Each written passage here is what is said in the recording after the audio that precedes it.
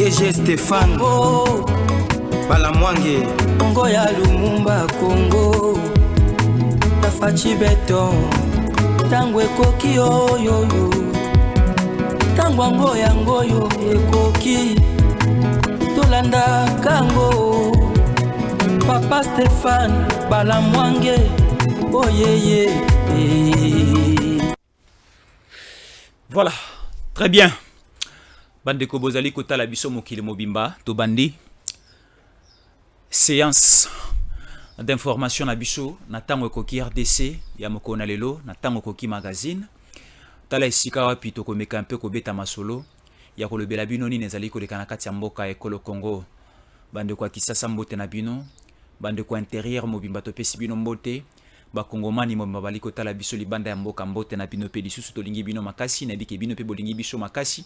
Bolingi mboka na bino, bolingi télévision na bino, bolingi Stéphane Balamwange, bolingi tango ekoki RDC mobimba parce que to ali ko bunda butu pe moi pona kolobela bino nyonso zali koleka na kati ya mondelo ekolo. Alors lelo to koloba su ya moi mingi parce que to lobi soupe ekotizelo. Pondu ekotizelo mwambe ekotizelo moya ko consommer akolia yango les ali susu te. C'est-à-dire motono so komi mbindo na kati ya mboka oyo. Na ba oto monaki comme si baza malamu me baza malamu te. Siko tokopona nani tokotika nani? Nani ya malamu nani ya mabe? Parce que na ba oto tielaki mitema baza so malamu te. Ba déclaration bazali ko sala, makambo bazali ko loba.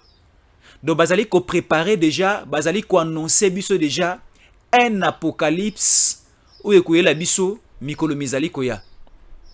Parce que quand nous parlons de l'apocalypse, bandeko belé ba bien on a dit que batamayele batanga makasi balandaka tango koki RDC bazali bao balingaka pe mboka na biso. Quand nous parlons de l'apocalypse, c'est la fin. Quand nous parlons de l'apocalypse, c'est les derniers jours. Quand nous parlons de l'apocalypse, c'est la fin du monde. Mais si on a un terme on a kati ya politique pour nous dire na décembre ce qui élection est salami, ceux qui ont bango bazali kozela et salami et comité. Il y aura un apocalypse, il y aura la fin du monde en République démocratique du Congo. Boni boni kola kabiso mabeboy. Boni kola kobangi sabaimbo kaboy. Tokolobela kamoko très sérieux bandeko nangai, c'est très sérieux. Tout le belango na to betana masolo. C'est une réalité, to ngaki boye bayango, to réfléchir ensemble na bino, poto barrer la route na bandeko nyonso baza na ba idée moko machiavélique, ba idée mabe, ba idée mbindo, ba idée makila, ba idée ko bomana, ba idée ko bendana, eza ba idée malamu te. Biso za na ba idée ya feti. Toza na ba idée ya esengo, toza na ba idée ya komela, toza na ba idée ya kolia, toza na ba idée ya kobina. Tozana ba idée ya développement, tozana ba idée ya kolona nguba ya kolona masangu, tozana ba idée ya kolona pondu, tozana ba idée ya ko construire ba hôpitaux, ko construire banzela. Tala ba idée obiso tozana ngo pona mboka o. Mais ba o bazana ba idée ya matanga, ba idée ya ko sopa makila, ba idée ya ko violer, ba idée ya ko kabola mboka, ba idée ya ko kabwana biso na biso ba ikongomani tozala suna besoin ya bandeko wana te. Biso tolingi to sangana. Tolingi to vivre lokola bana ya tata moko bana ya maman moko ndenge to misana ko vivre bandakala. Ici j'ai suivi des déclarations. On est en train de dire donc on nous propose que Kabila zonga la pouvoir. Comme Kabila a s'enrôlé, comme le parti politique de Kabila qui est l'autorité morale, il y a PPRDNA FCC, Kabila a s'enrôlé. Ba combattant d'élite na yepe ba voter te ba s'enrôler te. Kabila s'enrôler te. Ba cadre et membre ya parti politique na ba s'enrôler te parce que ba boy ki enrôlement. Ba pekisa ki pe lisusu na ba militant na bango na ba o bandimela ka bango. Ba kende ko s'enrôler te ba s'enrôla ki pété. Ba kanisa ki lisolo o ya maponami ezama seki. Or, c'était une détermination au niveau du gouvernement, au niveau de CENI, de respecter le délai constitutionnel tout na maponami. Mais si kota ba monike réalité ma kamozali ko kende poto aboutir to kende na maponami, ba monike il faut ba freiner les trains électoraux. Boka siko ba déclaration ba komiko sala. Balobi boye, le président de la République en place, Félix Antoine Tshisekedi Tshilombo, ne peut pas organiser les élections. Pourquoi? Parce que Tshisekedi s'il organise les élections aujourd'hui, Tshisekedi a nommé à la CENI un Kassaïen. Tshisekedi a nommé au niveau de la Cour constitutionnelle un Kassaïen. Oh, déjà, Bazali Komona que les résultats au pluriel seront triqués. Je me pose la question. Est-ce que c'est Tshisekedi qui nomme? Tala, au moni bande komusu to aliko benga ba professeur. Prenons le cas net, il y a Ferdinand Kambere. Ferdinand Kambere, c'est le secrétaire général adjoint. Il y a Pépère Denda Zali Koloba Maramboyo. Soki Kabila a participé à l'élection en décembre OT, il n'y aura pas aussi élection. Soki Fayoulou a participé à l'élection en décembre OT, il n'y aura pas élection. Bango bazali ko douter na opposition ya Moïse Katumbi parce que bali comment la Moïse Katumbi baza ensemble avec Tshisekedi. La politique, l'opposition que fait Moïse Katumbi, c'est une opposition de transparence, c'est une opposition de l'hypocrisie. O azali koko sabayi Kongoman ebele pour favoriser Tshisekedi à ça la deuxième mandat. Est-ce que faire un deuxième mandat c'est un péché? Est-ce que faire un deuxième mandat c'est anticonstitutionnel? Moi je dis non. Parce que la loi dit ceci. Le président de la République est élu au suffrage universel direct pour un mandat de 5 ans, une fois renouvelable. Donc, ce qui président Azana Makasi Akosala, pe population endémique et Sala Akosala pe 10 ans. Donc, Asali 5 ans na liboso, Akosala 5 ans mi balé ceux qui population, ceux qui peuple et PC deuxième mandat. Mais si je me pose la question de savoir Ferdinand Kambere na pepper de na FCC Mobimba. Bali kolobake Tshisekedi a koki ko participer na élection à mi balé OT. Pourquoi? Parce que Tshisekedi bazali komona déjà na kokende ko triquer ba résultat élection en décembre. Pourquoi? Parce que il y a un Kassaïen comme président SNI, il y a un Kassaïen comme président ya Cour constitutionnelle. Élection en 2006 c'est Salama Namboka Oyo. Élection en 2011 et Salama Namboka Oyo. Élection en 2018 et Salama Namboka Oyo. Ba président Nyonso en 2011. Il y a 2006 et 2018 bazalaki na espace swahiliphone. Bazalaki bato ya este bango Nyonso. Bazalaki na espace swahiliphone.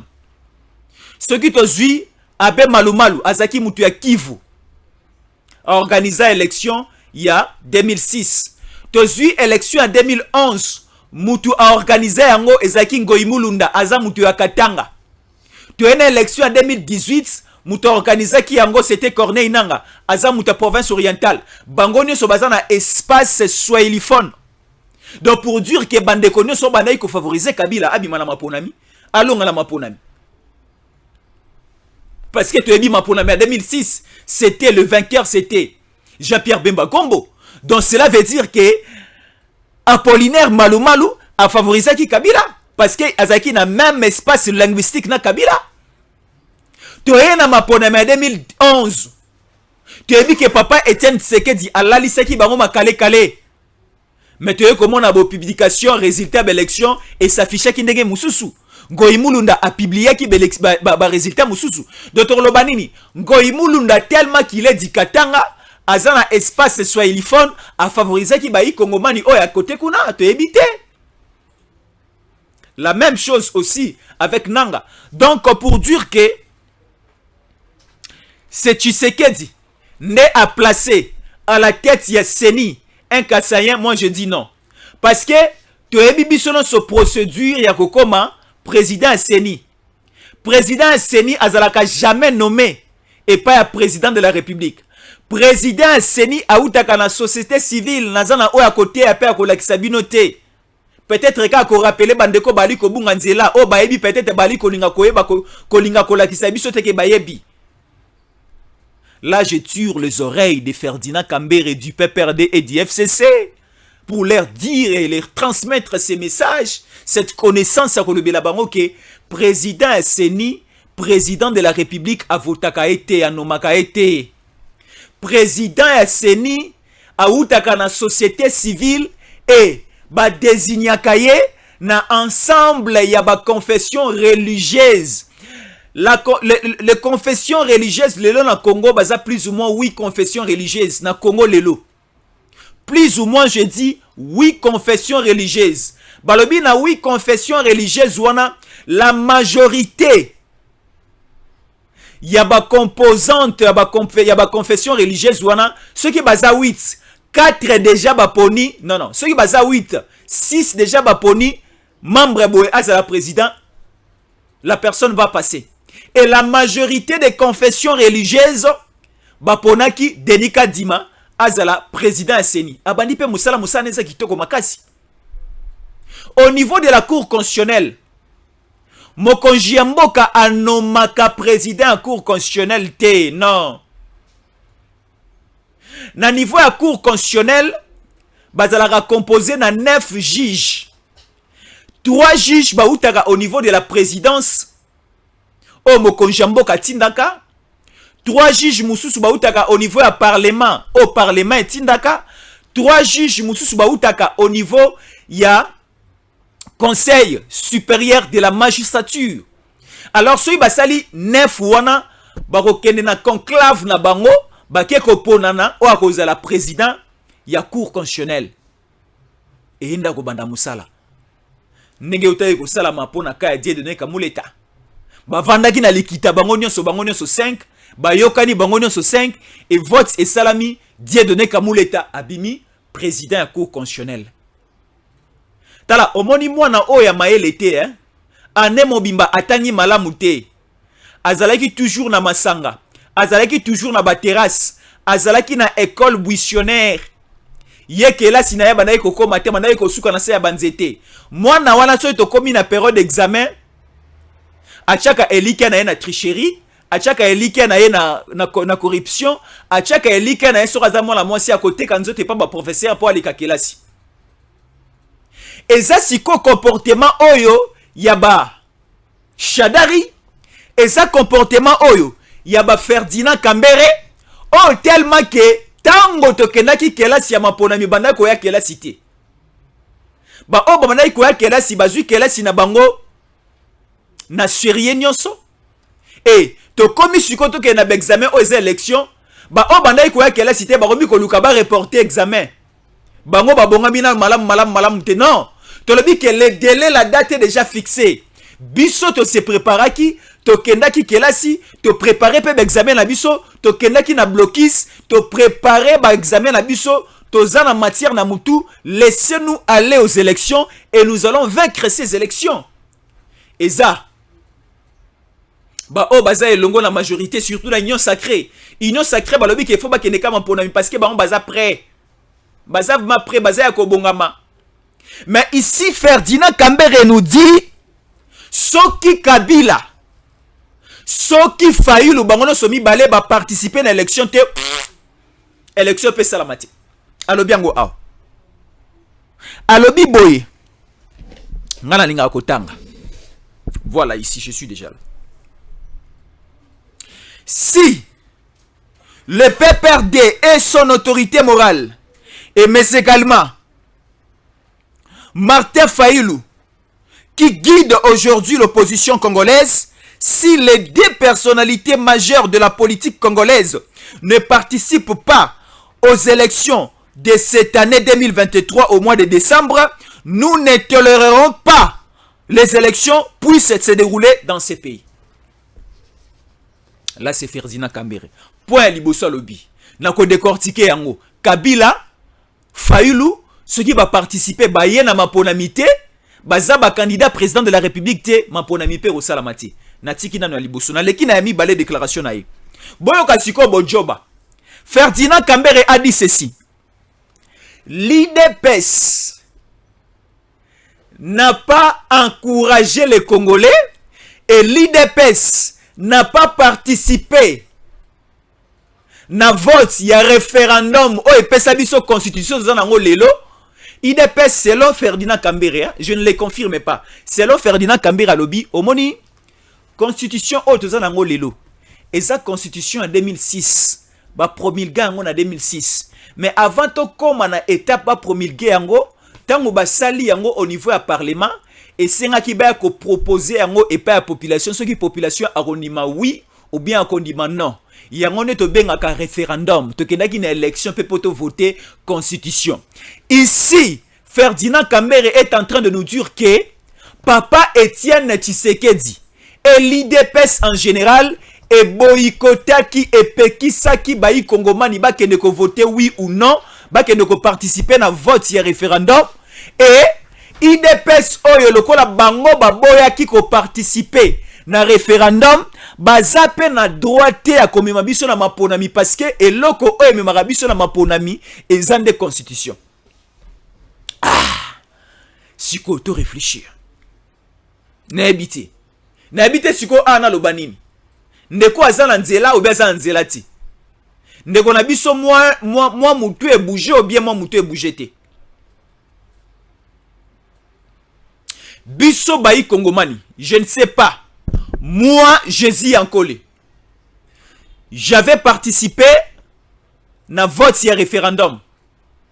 J'avais voté pour oui que constitution doit liko sala lelo et les cas. J'avais voté pour oui que constitution doit liko sala lelo et les cas. Yo Kongomani ozali ko talangai. Soki na 2006 ozalaki na Kisasa. Soki na 2006 ozalaki na kati ya Congo awa. Peut-être voyager lelo ozasu na Congo te. Mais soki yo ozana poto, ozana mikilino sur bapa ozali ko talangai. Oza awa na kati ya Kisasa, oza na intérieur ya mboka, soki 2006 écoutez la kio awa et que o participa ki na vote ya référendum. Yebisa biso, oyebisa biso soki o votaki oui ou bien o votaki non parce que bali ko responsabiliser biso. Montonyo so o a votaki oui pour na référendum, lobela biso soko lingi na décembre otoke na maponami ou bien toke na maponami te. Parce que balobi IDPS o azali ko telema keto ke na maponami ye a participa ka na élection na vote ya référendum te azana droit ya ko telemela respect à constitution te. Parce que Ferdinand Kambere azali ko telemela biso IDPS. Moi je ne suis pas de l'IDPS. Moi je suis un simple journaliste, un simple Congolais alingi mboka na ye. Moi mon souci est que constitution est la respecter. Ba loi mibeko ya mboka est la respecter. Tant que constitution la biso est respectée, elle ko sala nga lolendo, elle ko sala nga na esengo. Sikoyo, ba konji o bazali ko kamba biso lelo. Ba autorité na biso bali ko kamba biso lelo babi, il faut ba respecter constitution. Mais Ferdinand Kambere lobi bino bokoki ko telema na sima ya constitution te po bolo baketo bo respecter yango. Est-ce que bino bo participa ki na vote ya constitution oyo? Non. Ce sont de faux débats. Ce sont des faux débats. Allons aux élections. Allons aux élections. Oh, population eko voter eko ndimaya akolonga na maponami. Donc c'est ça. To bonga tant to banda ko baki to bonga na ba élection. To tinda ba électeur, to tinda population qui ne ko s'enrôler. Parce que étape où ezala rapé ya makasi ya motu ya makasi za étape où ya enrôlement. Ce qui déjà au tindi batuno ebele ba s'enrôler, ozana plus de chances à koleka député national, ya koleka député provincial, ya ko zoape aussi chance ya kozala élu président de la République, ce que ozana ba électeur ebele. Siko Kabila, siko PPRD, siko FCC.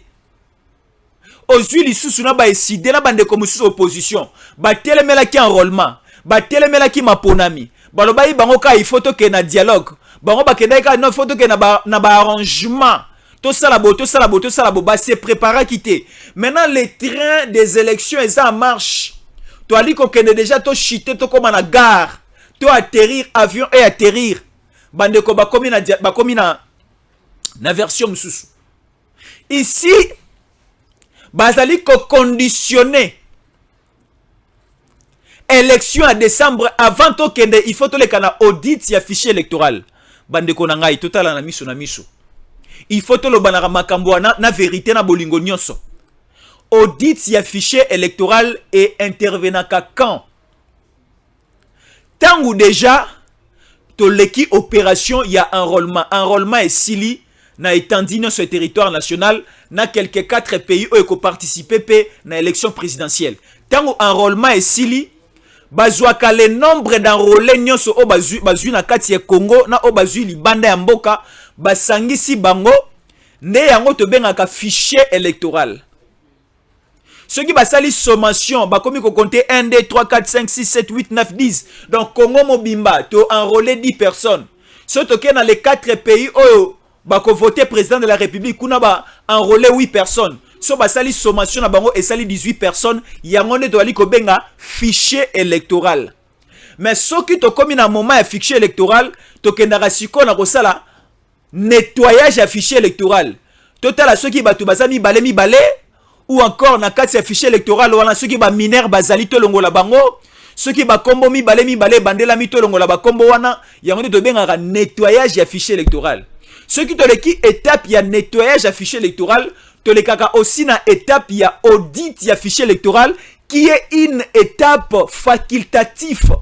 Et ça étape obligatoire mais ezalaka une étape facultative. To sepelaka ou encore ba organisateur élection ba sepelaka et salama pour que ba partie prenante bazala na connaissance plus et aussi assurance et aussi to longola mayele ou encore makanisike tricherie et kozala te ba biso no so réellement les nombres d'enrôlés baza combien na kati affiché na biso baza combien yango to bengaka audit affiché électoral. Audit affiché électoral et salamaki awa to monaki d'experts mosusu ya libanda bazalaki na quelques experts ba ONG et les confessions religieuses o ba sepelaki ko auditer ba yaki ko auditer et si to passa que étape wana mais aujourd'hui tozali koyoka église catholique tozali koyoka FCC tozali koyoka PPRD tozali koyoka badongolo miso ebele bali ko obligé biso bali ko obligé seni bali ko obligé avant to kena maponami il faut to revisiter lisusu il faut te refaire les sous-sous audit ya fichier. Non, on n'a plus le temps. Bandeko tolingana. Tolingi mboko be tolingi angote. Tolingi mboko be to. Donc ça dit, tolingi to sala makambu mine. Donc ça dit, to sala makambu 4 fois. Donc ça dit, to zonga évoluons. Oh, et si to sala ki to évoluer. Et ça culture oh bandeko 18 abatike la biso. Otongi balabala, otongi yango na ba condition ya mabe, otongi yango na ba moyen moke, balabala après 5 ans, après 4 ans, balabala ebebi po bo bimisa lisusu mosolo na l'état, bo bandela lisusu balabala na pona mbala mibale. Biso tolingi comportement wana ti. To sala une fois pour toutes. Awa, on nous oblige, il faut avant de passer aux élections, il faut audit ya fichier électoral. Ce audit et salamité, il n'y aura pas élection. Mais audit et c'est salamaki. Mboko yo mboka ba traître na ba traître. Na ba santo ba komi ba traître. Na ba nganga nzambe ba komi ba traître. Na ba oto tshela motema ba komi ba traître. Na ba balobela rabiso ba français milayi ba komi ba traître. Naba baloba ke baza ba congolais de père et de mère population telle la rabango population lingara bango population nini ezali kotinda ba Ferdinand Kambere ba sala ba déclaration oyo oh les soldats du peuple nani a ébisio ke yoza soldats du peuple nani a ébisio ke olo bana kombo nga parce que ngapena peuple quand vous dites que bino population de ali kotinda bino bolo bana place à population ali kosenga audit affiché électoral. Population ali kosenga Kabila azonga, Kabila azala candidat. Population ali kosenga organisation de l'élection sala mananu te to kende na dialogue comme ça tant que na dialogue, il y aura participation aussi na gestion de la République. Ba opposant ba kokota ba participer, bazo ba ministère, bazwa ba entreprise publique, to bandela mboka ya sika, to bandela ba opération électoral à Sika, to bandela enrôlement à Sika comme ça ba o barata qui ko s'enrôler, lokola ba Kabila, lokola bande ko mususu ba ko s'enrôler et comme ça to kena bango elongo na élection. Est-ce que to lingi loko? Est-ce que c'est important? Boy bisanga nan parce que ekomi ko lembise, ekomi ko sa na pasi. Bolingo soke leki makasi na bolingo, c'est-à-dire hein, tala, to sola. O moniso yi bolingo eleki makasi na motema ya mutu moto mobali alingi mwasi makasi mais ceux qui bo job eleki ceux qui infidélité eleki ceux qui mo batira ima eleki ceux qui mo bitumbe eleki to kolemba to lingi mboko makasi mais bande ko tozana bango elongo balingi to marta de c'est-à-dire hein biso tozana bolingo mais bayi kongomani oyo toza des pères et des mères elongo na bango mais baza na bolingo mboka ti biso siko totikali na ngambo moko tozana bolingo mboka elongo na yo ozali kotala biso na yo ozali na mikili ya poto na yo ozali na Kisasa na ozali na intérieur olingi mboka na yo na ba obazana na ba pays Afrika balingi mboka na bango na mosika batu na biso basangwa mboka na mosika batala biso po ba basangwa mboka sikoyo makambo mabongisi oyo batiraima o kobenda na o ezali kolembisa mitema ya bato ebele soki mboka ngo ekufe kufa nango parce que trop c'est trop siko balingi bakomisa biso de na niveau wana biso bayi kongomani tolo ba trop c'est trop to sundoli mboka comme ça bango bakoya kolokota yango lipa mante ko feleko to kokoma na niveau wana ti il y aura bel et bien élection. Il y aura bel et bien élection. Baebisi biso awa soki makambo nyonso bango bayali kosenga mboka est respecté yango te, seni est respecté yango te, ba autorité ba respecté yango te, gouvernement est respecté yango te, y aura un apocalypse. Y aura la fin du monde. Mapatana mabele ya Congo ekotutana. Yango balaki biso. Ce qui se passe dans les différentes nations, dans les différents pays de l'Afrique, va aussi se produire. Il y aura une répercussion ici au Congo. Non, il la maté. Tala, au moment au moment ba déclaration boya, il faut kangabato. Non, il faut kangabango. Il faut kangabato boye. Ata yesu masia bolimbi sanga parce que bande kebele balobi mamba Bible toko tsango na je suis mboka te maintenant botika biso toloba Yesu Masia mwana na Nzambe akoti na temple akoti na etonga akuti ba mama ba bongoli etonga Gambela ba bongoli etonga marché ya Gambela ba bongoli église marché de la liberté ba bongoli église marché ya matete bali kote ka besu ya mena badra ba bongoli marché ba bongoli église zando ya monene bali kote ka banana na batondolo Yesu Masia mwana Nzambe abeta bango shikota bango abenga na bango na etonga eza place à kobondela eza esika ma sécurité. Ces pays la République démocratique du Congo ezamboka ba rebelle te ezamboka ba liboma te donc c'est-à-dire soko obeli liboma ke na CNPP kende na telema ba soigner comme so bima oya ko sala politique ezamboka ya maboma te. La politique c'est un monde des intellectuels. C'est un monde des patriotes. La politique, c'est un monde des démocrates. C'est-à-dire, on y m'a pe position à moninga pe andi ma position na yo. Ton di ma o mobeko lobby, c'est ça la politique. C'est l'art de gérer le bien public. C'est l'art de gérer le pays. C'est ce que nous appelons la politique. C'est l'art. La politique est un art. Il y a qu'à gérer bateau, il y a qu'à gérer population, il y a qu'à gérer mboka, il y a qu'à gérer mabele, il y a qu'à gérer environnement. C'est ce que nous appelons la politique. Mais bande ko bele babungi nzela. Ba kotisi vie privée na bango na kati ya politique. Ba kotisi ba relation na bango privé na kati ya politique. Ba kotisi ba intérêt privé na bango na kati ya politique. Et comme ça la soni na pasi. Na moko bato kochela motema bakomi moke. Tukanisa yike baza malamu te.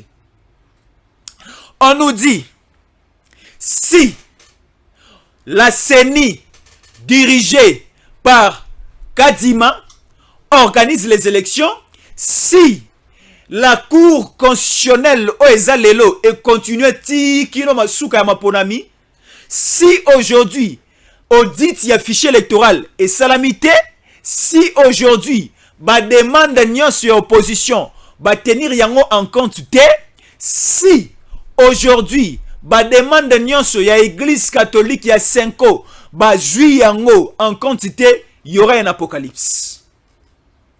Na élection il y a décembre, on ne sait pas bazali ko la kabiso que les morts seront ressuscités et on ne sait pas ce qui va aller la kabiso ba o ba ali ko tambola na sainteté, ils seront enlevés Ba okende likolo, on ne sait pas apocalypse bali ko yebisa biso za apocalypse ndengeni. Fin du monde nango eza ndengeni. Donc ça dit il y aura un coup d'état bali ko préparer biso na coup d'état parce que ba yebisa biso boko mona boko kisala.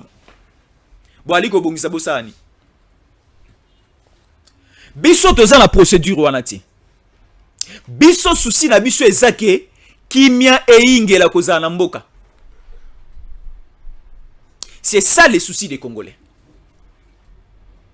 Tala eyali kosala nga elengi lelo Stéphane Balamwange azui avion na ye na Kisasa na kimia akiti na Lubumbashi na Luano apemi un jour azui lisusu voyage azui lisusu vol na niveau ya aéroport ya Lubumbashi ya Luano a voyager a ke lisusu tina Lualaba alongwa na Lualaba azui avion mususu a ke kino na Tanganyika alongwa na Tanganyika azui avion mususu a atterrir lelo na Goma akolongwa na Goma akozwa vol mususu akokita na Bukavu après Bukavu akozongela biso awa. Et ali ko sala ngai sengo pourquoi je l'ai dit parce que moi na mboka Stéphane Balamwange na joli kitenge bali ko tambola na kimia et ali ko sala biso sengo ke na ba province nyonso na bisika so bali ko leka kimezali boko mona ba image boko yokaba boko tala boko yokaba révélation ba enquête ali ko sala na sur terrain ezali da ko déclencher il y aura des intercelles pour tout le kotikala milinge komata. Quand Joël Kitenge et Stéphane Balamwange seront de retour. Mais tout à l'heure là déjà Bolanda Bango. Bolanda déjà quelques éléments, quelques déchets. Botikalaka branché. Bolanda en direct quelques déchets, quelques éléments et certaines vidéos et certaines déclarations.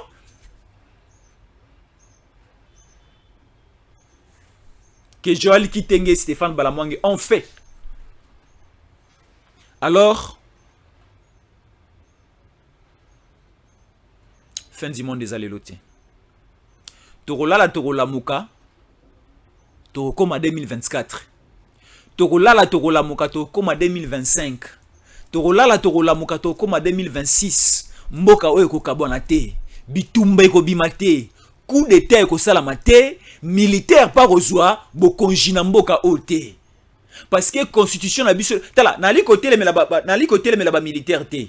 Ba militaire na lingaka bino makasi tala nazalaka le soir la nuit avant de dormir na buka kama bolongo na nga na kumisi nzambe nenga bateli biso no so Congo mobimba journée mobimba nzambe kumama parce que bateli Congo na biso wali ko batela Congo na biso wali ko batela ba konji na biso nzambe pesa makasi na armée na biso nzambe pesa makasi na la pulusu na biso babatela ekolo babatela na biso population babatela na ba bien na biso nzambe tola muka na kimia et to sala ba activité na biso normalement de sala tala libondeli na ngane ezala na sambela ka mingi pona ba militaire na biso pona lingaka bango makasi mosala ya makasi tala kozala militaire eleki ko buka mabanga kozala militaire eleki ko buka mabanga na kati ya carrière. Parce que un militaire aza na mosala moko ali ko sala mosala moko eza noble mosala moko makasi ya ko kengela ba frontière ko kengela mboka ya ko batela ba ikongomani ya ko batela na ba konji ya ko batela na ba frontière ya ko batela bibale na biso ya ko batela aussi bazamba na biso ya ko batela bibwele na biso ya ko batela mabele pe se ya mabele na biso eza na ba minéraux belé basala mosala makasi to bondela rapona bango to lika bango makasi mais constitution na biso ya likoloba pona kokoma mokonji ya mboka okoyi kozala militaire te. Un militaire ne peut pas gérer le pays. Un militaire est apolitique. Un militaire ne participe pas au processus électoral. Un militaire azalaka na droit ya kokende kozwa carte d'électeur te. Siko bino bozali kolaka biso kelo komoko amabe koki pena kokoma soki bo respecter autolobi te. Nini bo ali kolaka biso coup d'état loko le salami na Gabon. Coup d'état, loko le salama na Guinée, pardon, coup d'état, loko le salama na Burkina Faso, loko le salama na Maroc, pardon, na Maroc te, loko le salama na Mali, loko la peuti ko salama na Niger, et au salamati. Mboka o nzamba bankoka ko batelango. Nzambe no, tala, n'importe quel nzambe oyo sambelaka. Ezala o sambelaka kimbangu. Ezala o sambelaka Yesu, ezala o sambelaka nani nzambe wana ko batela mboka o. mabe okomate. Il y aurait élection. Les lots ça déjà, to koti déjà mois de septembre. Mois à Makambu. Notre standard est où? Nous allons lire quelque chose. To koti déjà na mois de décembre, au Seni et Fongoli ba BTRC na nyonso. Ba o bazan a besoin de venir postuler, venez déjà postuler le candidat président de la République. Voilà. Nous sommes déjà là. On est en train de nous informer ici par un journaliste de la place Pro Katumbi. RDC. Moïse Katumbi a tenu un meeting à Malembankulu ce vendredi 1er septembre, jour de la convocation de l'électorat pour l'élection présidentielle. Les candidats présidents de la République pour l'ensemble de la République parti politique à Moïse Katumbi Chapwe, il séjourne présentement au niveau du nord du Katanga. Katumbi azana nord ya azana Lubumbashi te mais azana nord ya Katanga. Bazali ko benga azana Malembankulu. Asa déjà na safari a commis déjà ko tambola. Ali ko tambola localité par après localité, cité après cité, abana déjà ko faire passer message naie. Parce que a confirmé a la candidat. Ba bisi biso pe lelo déjà. Seni e Fongoli ba porte na yango nyonso. Oyo nyonso azana souci yepe aya ko konjamboka oyo yaka ko déposer lettre na yo ba dossier na yo. Wilingo Mae ozalaka na M23 boloba ke boza ba yi kongomani souci na bino ezalaka pe akokamba mboka o boya na ba dossier na bino Sultani Makenga boya na ba dossier na bino yo pe Paul Kagame yaka na dossier na yo yaka ko postuler candidat président de la République parce que olula ka mabele ya Masisi olula ka Goma olula ka pe Nord Kivu koma na yo. Alors Goma na Sud Kivu eza muke Goma na Nord Kivu eza muke yaka ozwa kaka Congo mobimba. Pour ozwa Congo mobimba la facilité c'est quoi? Paul Kagame yaka kotika ba dossier na yo comme candidat président de la République na Seni. C'est ça. Au lieu que ozwa ka Goma ya pamba, au lieu que ozwa ka Masisi ya pamba, au lieu ozwa ka Ruchuru ya pamba, au lieu que ozwa ka Rubaya ya pamba, zwa ka Congo mobimba. Mais pour ozwa avec facilité, oye opesi na Seni, opesi $100,000 na comme caution, opesi na ba document na yo, olakisi biso soko za congolais, obotama wapi tata na onani mama na onani, oye nyonso ba kosenga yo pesa opesi. Et bandi déjà lelo ba fongoli. Lobby samedi Seni travaillera, so que travaillera lobby samedi le 2, boya. Dimanche apparemment ça l'a raté les 3. Les 4 lisusu bande konyonso o sepeli koza la candidat président de la République. Boti ke la yango kaka te papa Félix Antoine Tshisekedi Tshilombo. Le président Félix Antoine Tshisekedi Tshilombo et si IDPS et utayi koponaye lokola candidat na bango pour l'élection au décembre. Papa Tshisekedi IDPS et genotika candidature na ye. Ndeko o penyo so sepeli bande ko poto bochaka makelele libanda bokechwe yaka. Nani lisusu boya esi ba fongoli ba BRTC Seni est commis déjà ko benga ba volontaire boya ko postuler tolingi sous rébellion te tolingi mando kité tolingi coup d'état te biso za ba santo to za ba nankolo boya ko postuler ko zala malamu. Mais siko okoya na ko postuler, le problème c'est quoi? Seni ekoyamba ba document mikanda pe mosolo bokofuta na Seni te. Mosolo bokofuta na caisse à l'état na Degérade. Ce qui opesi $100,000 na on a Degérade et pesio bordero o agrafé bordero wana na ensemble ya ba document nyonso o Seni ezali kosenga o déposer yango siko na bureau ya Seni. Seni eko examiner dossier na yo après l'examination au niveau à Seni ekoti na ba dossier nyonso ba candidat président de la République au niveau ya cour constitutionnelle pour que cour constitutionnelle etala eloba soki document ou encore candidat au hasard valable ou non valable, il y a qu'à participer dans le processus électoral comme candidat président de la République. Voilà la procédure. Kagame vient postuler. Museveni Olula Rambo Kanabiso et comme yo, mais comme yo facilement yaka ko postuler. Katumbi yaka ko postuler. Willy Ngoma venez postuler. Mukwege venez postuler. Kabila venez postuler. Matata Ponyo venez postuler. Et si babure fongami, on a payé nazali koluka $100,000. Bande kwa poto naza congolais de père de mère. Naza congolais de père de mère bande ko nanga ya poto. Maman nanga za congolaise, tata nanga za congolaise. Nabota miawa bande ko nanga. Nabota mi na Kisasa na koli na Kisasa. Na vandi pe misusu mingi na Congo central, na vandi mingi na Kasai. Na zwa certificat d'études primaires na ngai na Kisangani. Ta on a eu certificat d'études na Kisangani ba mité tata na ngai na Bukavu. Na vandi na Bukavu mamuke na yako vanda siko na Katanga na Lubumbashi. Katanga Lubumbashi na zongi lisu matadi na zongi Kisasa. Ti le long na Kisasa. Bande ko na yebi mwa Congo mobimba. Ceux qui $100,000 au kabelanga zali na kepe ko tia libaya botindeli ngai. Parce que tolingi tolongola bosoto na mitema ya batuke pona kozwa bokonji, il faut que l'on makanisi ya bagabonais ndenge basali non tozana tala. La réalité du Gabon n'est pas synonyme na oyo eza na Congo. Bokanisa ko sala te o esalami na niveau ya Burkina Faso pe ko simba te. Bokanisa ko sala te o ezali ko sala na Mali et ko simba te.